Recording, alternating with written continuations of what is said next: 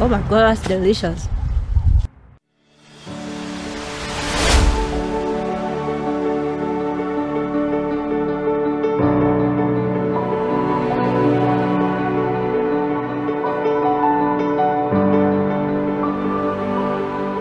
Nestled within the scenic landscapes of Kenya's Great Rift Valley lies the tranquil Uasin Gishu County, renowned for its rich soil and agricultural prosperity, earning it the title Granary of Kenya. However, this idyllic setting has undergone a dramatic shift in recent years.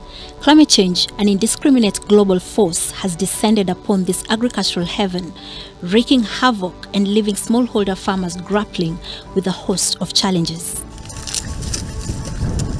The once thriving environment now stands at a crossroads as the community seeks solutions to preserve the way of life and sustain the bounty of the land. In Uasin Gishu County, this river is known as River Moiben, but as it crosses through Kakamega, Busia and Bungoma counties, it becomes River Nzoia and drains in Lake Victoria. Now, one of the ways through which climate change manifests is through the impact on water sources. For example, water sources beginning to shrink, and this is something you can easily see with your eyes. Now, what you're being told here in Moiben is that this river Moiben, this is not what it used to look like. What you see now is just a trickle of its old self. In fact, you're told that in the 1960s, this river extended all the way to the edge of the maize plantation over there.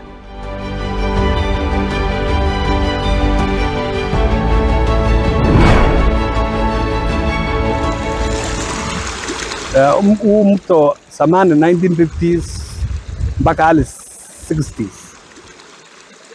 Wakati wa kiangazi, mwezi wa moja, mwezi wa pili, mwezi wa tatu, maji ilikuwa kama maji haya ya mto sahi. Na wakati kama huu, mwezi wa 8, mwezi wa 9, wakati maji imejaa, mwezi wa 9 sasa na 8, maji ilikuwa natoka hapa mpaka ng'ambo ile mahali kwenye kunda hapo. Naona mtu ule umekatwa, umekauka. Ilikuwa maji naenda mpaka ufuko, inapita huko. Because we are here 1963.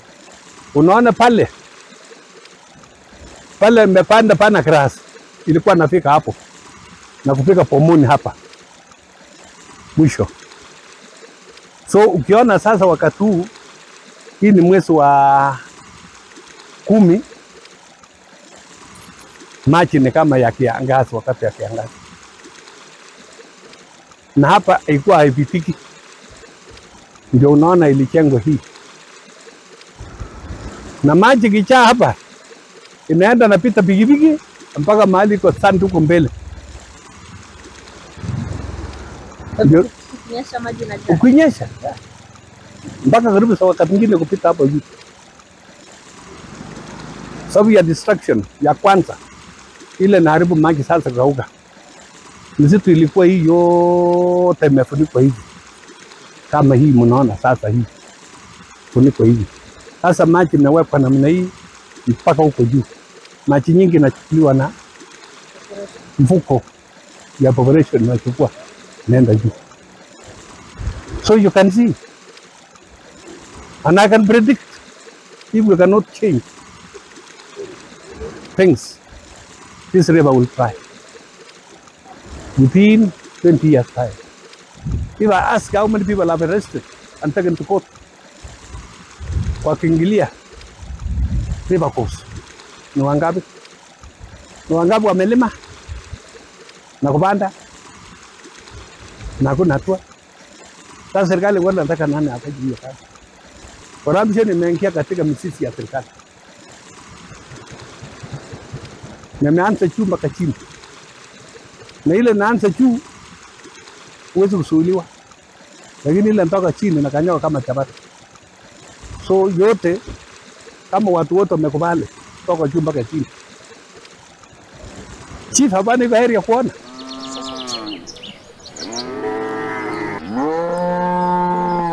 Nimeelewa ng'ombe haitosheleki na hii chakula ambao inarokota. Ni inahitaji surplus ya kuongezwa. Tulikuwa zamani tunawaachilia tu ikuje ikule, na hiyo imeleta hasara kwangu, sikuwa nimejua. So baada ya kupatia top up ya kuongezea, ndio naona mapato imepanda. So wakulima tusitegemee hii nyasi tu, haina nutrients ya kutosha yote. Haitoshelezi ng'ombe hii nyasi peke yake. Si kama kitambo. Kitambo palikuwa na some nyasi ambayo ilikuwa na protein in it, lakini siku hizi ni nyasi ni moja tu, ni hii green. Moja ya Kikuyu grass na imetosha.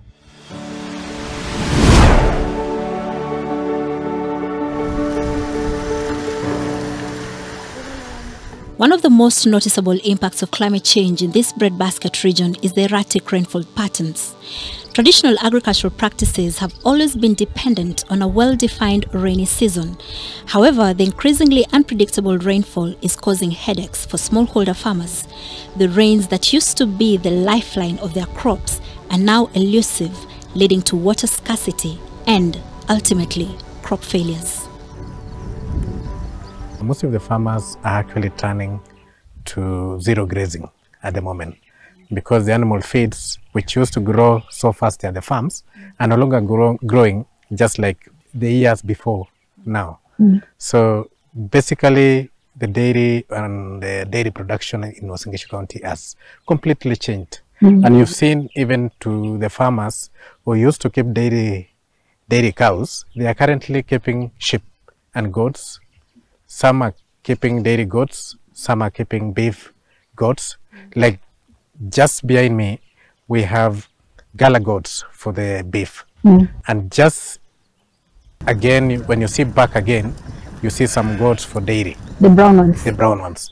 And that actually tells you the kind of change of or the impact of the climate in Uasin Gishu County.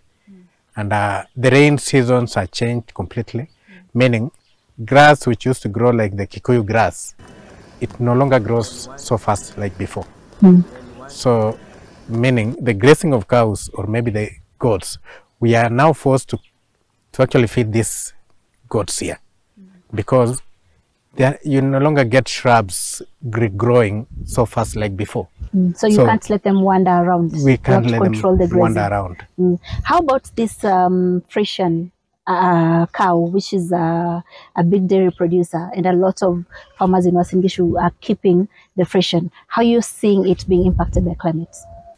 Yeah, the climate change has actually affected the dairy farmers, especially the Frisian cows, because they are heavy feeders.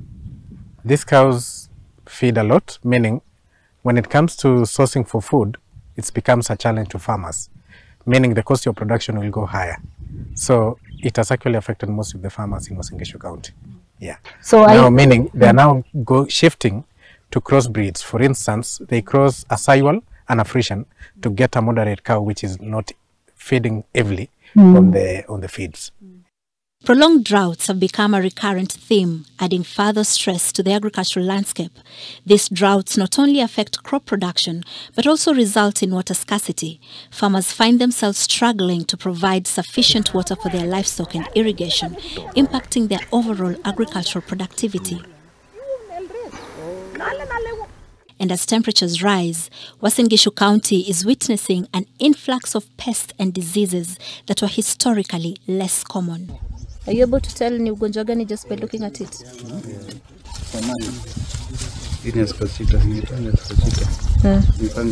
It's a fungal infection. Okay. That's okay. Angalia kwa matawi pia utaona those are aphids. Yeah, these are aphids. Then later you have a lot of virus. This onslaught of agricultural pests threatens the very existence of farming, with crop losses mounting and the cost of pest control measures soaring. Earlier on, maize yields were very good earlier on, but due to climate change, we've seen drastic lowering of yields. One, because of inadequate moisture. Two, there's aspect of pests like armyworms and even viral diseases like MLND. Those ones have, apart from reducing our yields, cost of production has really gone up because you have to spray. Earlier on, we never used to spray maize. We are only planting and we control weeds. But nowadays, we have other costs, like cost of spraying armyworms, and then cost of controlling the insects, so that now we can control the viral disease, that is MLND. Okay. All those ones now have reduced our yields drastically, and also increased cost of production. Have you seen maybe parts of this county where maize is moving out of because of the changing weather patterns? Yes, areas under maize are reducing simply because we are diversifying now. We want to diversify our livelihoods. We are subdividing our lands and doing what we call the farm layout, so that now we can accommodate other crops which are resilient and which we can irrigate. That's why now horticulture is picking up. We are now doing dams so that we can do what we can irrigate.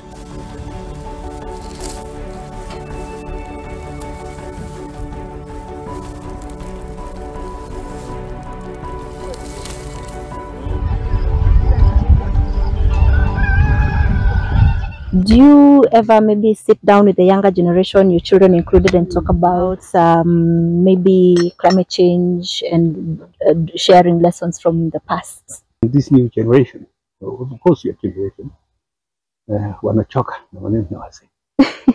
Sema hiyo maneno ya babu. Wanasema hata babu ndio jina lingine. Wanaona ya kwamba tunawachokesha. So tuna call upon young people to just listen to them. We have something for you which you have never seen, and we know how it was. Kwa hivyo climate change, hakuna mtu hajui hata watoto the word climate change. The climate change should be included in our curriculum, right from primary to secondary school.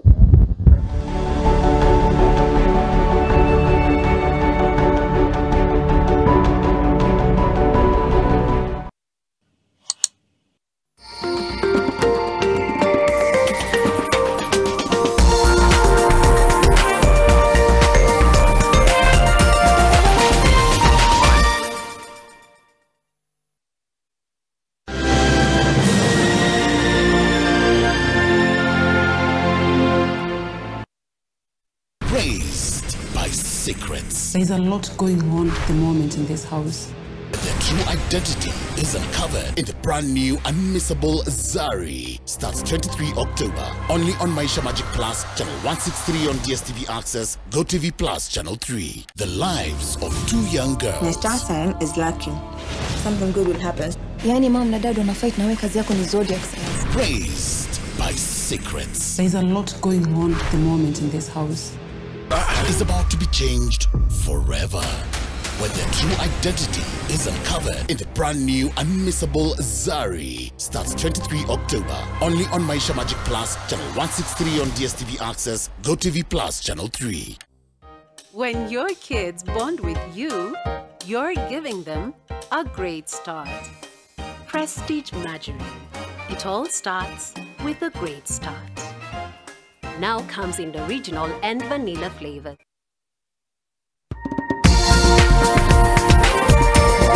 This is NTV.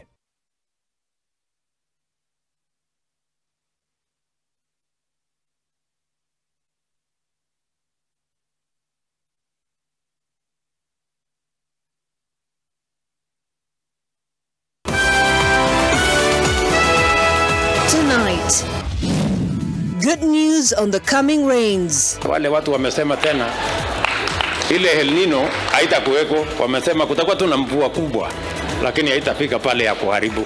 But what does this mean for the huge budgets and mega plans already in place? Also tonight, the sad tale of a mama mboga who died in the Kericho Stadium stampede. If you are really preparing for the president, was there no enough preparation? It's so sad our mother took our brother to go and attend it. Governor, are you serious? Whatever you want, that was the gate you wanted people to go through? Are you allowing your children and your mother to go that place? Or your wife or your children? Kwa sababu tulilaliana wote. Polisi mmoja aliniona akanivuruta. Akanikataza nirudi pale mzazi alikuwa. Sasa nikaanza kutafuta mzazi. Kericho County government remains mute amid bereaved families' loud, heartbreaking cries. Plus, tough economic times, the rising tax burden, and corrupt leaders in government. Wananchi wanatoa ya ushuru kwa jasho. Alafu mtu anaenda pale kwa sababu wako na ofisi fulani, anaenda kukula hiyo pesa anapeleka kwa bibi yake. Bana. Wakenya wanalia kila mahali. sababu ushuru inapandishwa kila siku. And a tale of two worlds in the education system. On one hand, so as we speak, we have got classrooms for grade 7, total of 10 streams. On the other, so I had to use my phone, had to Google some things, get to know more about that particular topic before I come to teach. We need more classrooms, we need sanitation, and we need water. Quality and dignity are being severed in the theatre of inequality. Classes apart. Tonight's special report with keen focus on grade 7.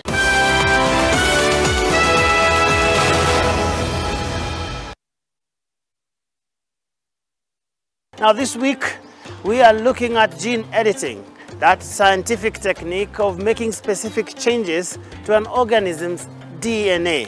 Genome editing is one of the additional tools that is now coming up and showing very great promise in terms of changing the breeding landscape.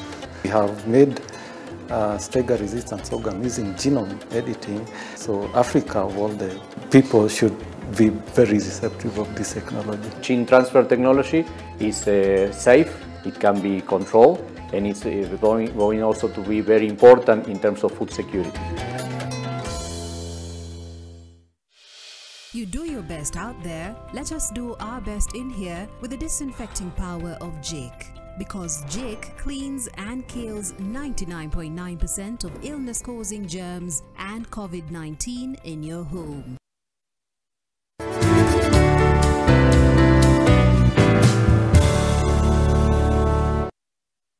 All holders are notified to report and surrender unclaimed financial assets to the Unclaimed Financial Assets Authority, UFAA, on or before November 1st, 2023. Visit www.ufaa.go.ke and get started.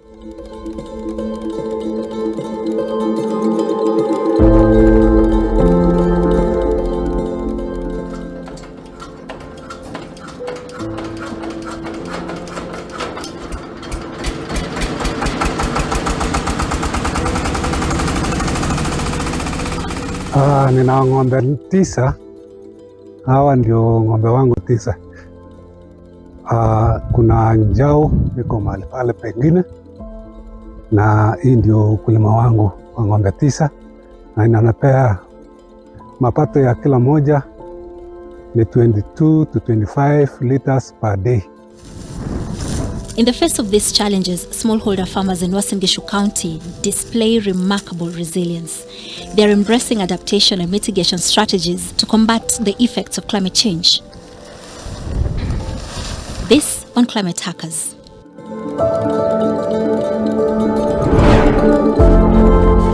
Naona kujikakamua kuona chakula cha ng'ombe inakuwa ya kutosha, na kujipanga pia kwa sababu hatujui hewa si reliable. Ninaona kama silage inapangwa wakati ambao kuna ukame, ndio tunaweka wakati huo wa ukame.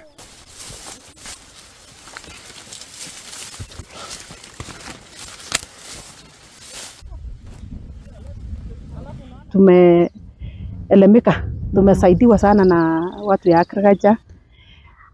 Mbeleni akina Wanyike akatutembelea, akatufunza vile tunapanda viazi, vile tuna spray.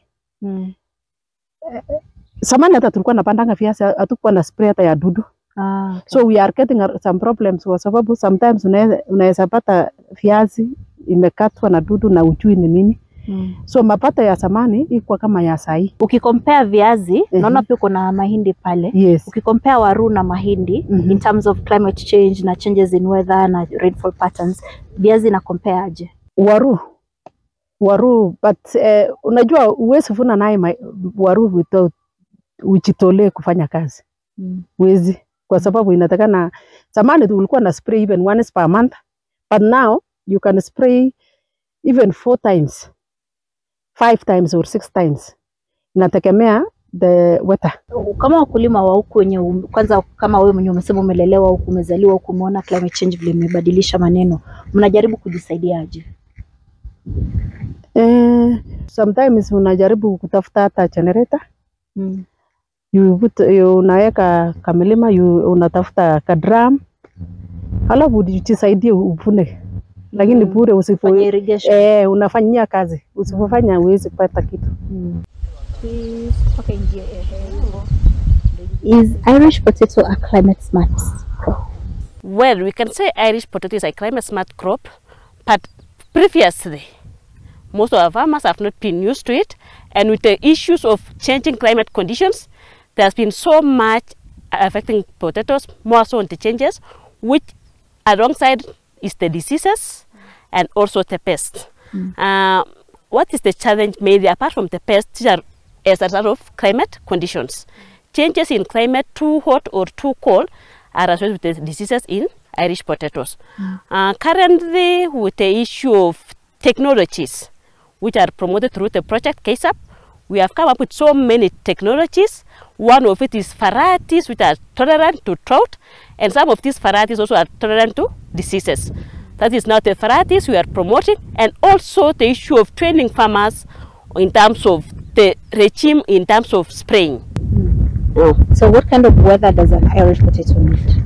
Well, Irish potato requires a warm climate, cooler in terms of temperatures, but at times in our area, like now in Ainapkoi, at times there occurs the issue of frost, which really gives farmers a challenge in terms of when there is frost, there is the issue of fungal diseases, which at times it can cause total crop failure.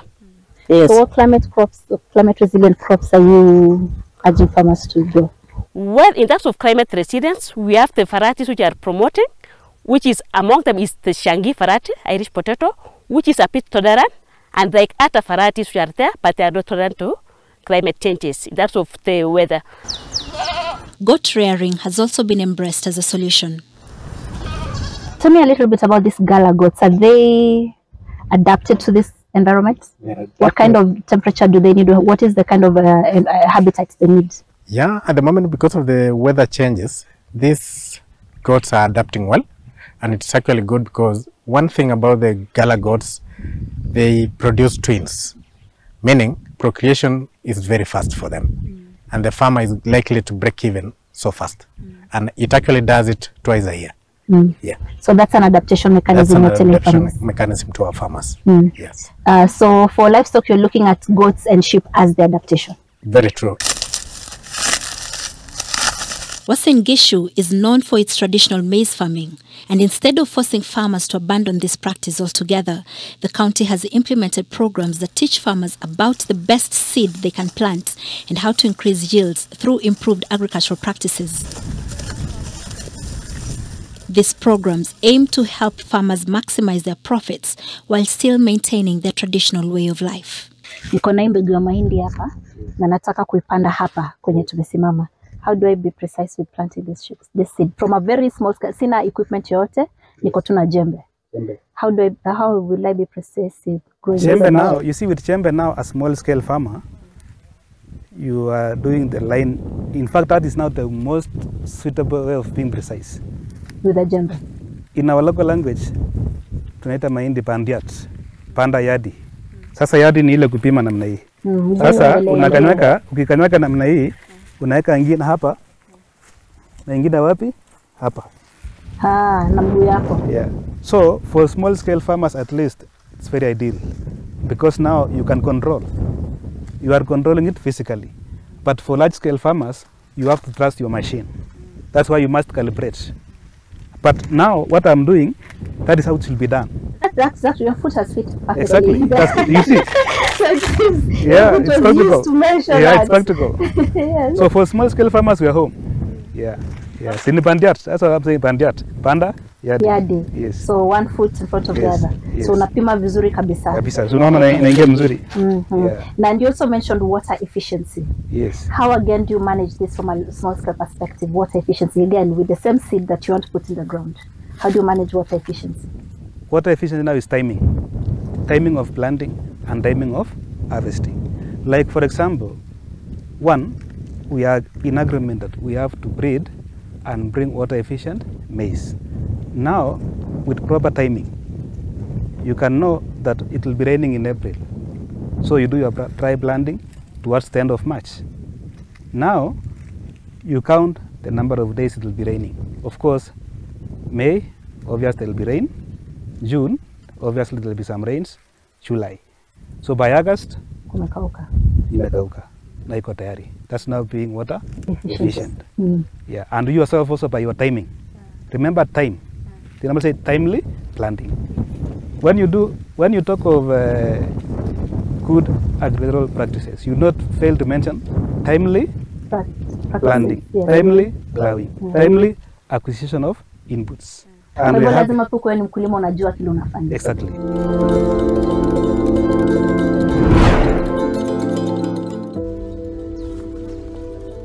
The impact of climate change on smallholder farmers in Uasin Gishu County is undeniable. Erratic weather patterns, prolonged droughts, rising temperatures and increased pest and disease pressure are posing significant challenges to an age-old way of life. However, the farmers of Uasin Gishu are not resigned to their fate. They are actively adopting strategies to adapt to this new reality and are working to mitigate the impacts of climate change on their livelihoods. Mahali wako ni naenda ile inaitwa red mangoes. Red mangoes? Yeah. Naitwa mingine hata. Hiyo ni mango sasa. Baada ya hii mangoes naenda pale. Toka hapa nakuwa miwa. Toka miwa nakuwa ndizi, nakuwa machungwa, nakuwa ndizi, nakuwa apples, tomatoes, machungwa kidogo huko na kuna malting huko mbele. So hii shamba ni 8 acres. Ya kila kitu. Kasikizia. Let's test this. Oh my God, that's delicious. Their journey is a testament of the enduring spirit of smallholder farmers in the face of an ever-changing world. As they weather the storm of climate change, they hold on to hope that their effort will secure a sustainable and prosperous future for their agricultural community. Climate change continues to force farmers to change the way that they do their farming. Things that they used to plant before, they're no longer planting them. In Uasin Gishu County, for instance, it's a county that's known to be the breadbasket when it comes to maize production. But as temperatures continue to rise, more and more parts of this county are having to plant other crops. Where we are now in Apkoi, look behind me, there's barely any maize in my background. And in fact here, the farmers are being encouraged to grow the Irish potato because this crop has been found to be climate resilient. Otherwise wraps it up in Uasin Gishu County. See you again next week.